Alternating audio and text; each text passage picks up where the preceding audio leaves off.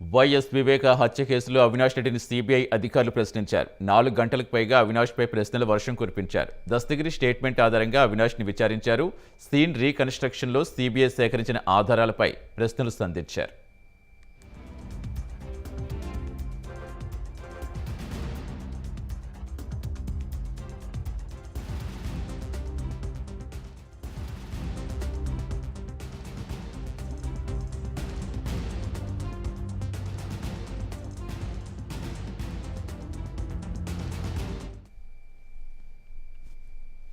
CBI అడిగిన ప్రశ్నలకు సమాధానం చెప్పానన్నారు వైఎస్ అవినాష్ రెడ్డి. అవసరమైతే మరోసారి విచారణకు పిలుస్తామన్నారని తెలిపారు.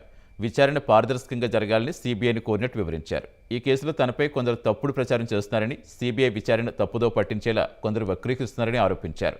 తన స్టేట్మెంట్లో వాస్తవాలు వక్రీకరించకుండా ఉండాలని ఆడియో, వీడియో రికార్డింగ్ లాయర్ను అనుమతించాలని కోరినట్టుగా వెల్లడించారు. తమ విజ్ఞప్తి సిబిఐ అంగీకరించలేదన్నారు. సిబిఐ అధికారులకు సహకరిస్తారని తెలిపారు.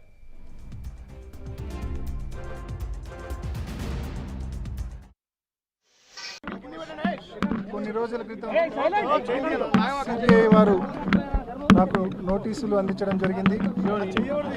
ఆ నోటీసుల దృష్ట్యా ఇవాళ సిబిఐ ఆఫీస్కు ఇవాళ ఇక్కడికి రావడం జరిగింది.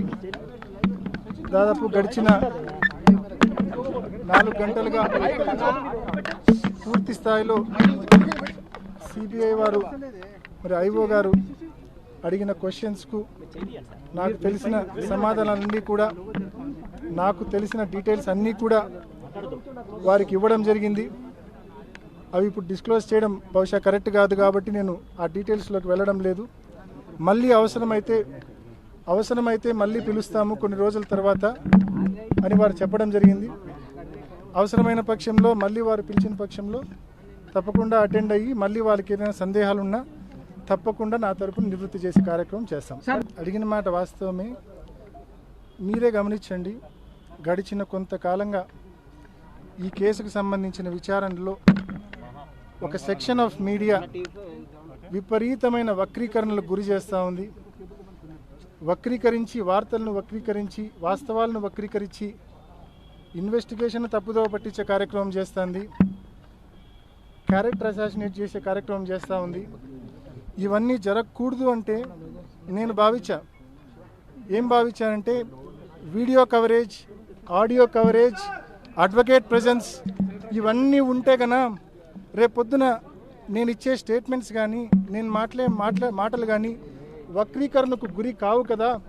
కాబట్టే ఆడియో, వీడియో రికార్డింగ్ ఉంచండి.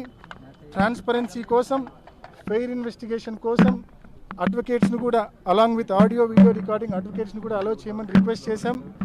మరి అయినప్పటికీ సిబిఐ ఐఓ గారు అది అలో చేయడం కుదరదని చెప్పారు. బట్ స్టిల్ అలో చేయకపోయినప్పటికీ కూడా I have cooperated and I have answered all the related questions. మళ్ళీ అవసరమైతే పిలుస్తామన్నారు. వాళ్ళు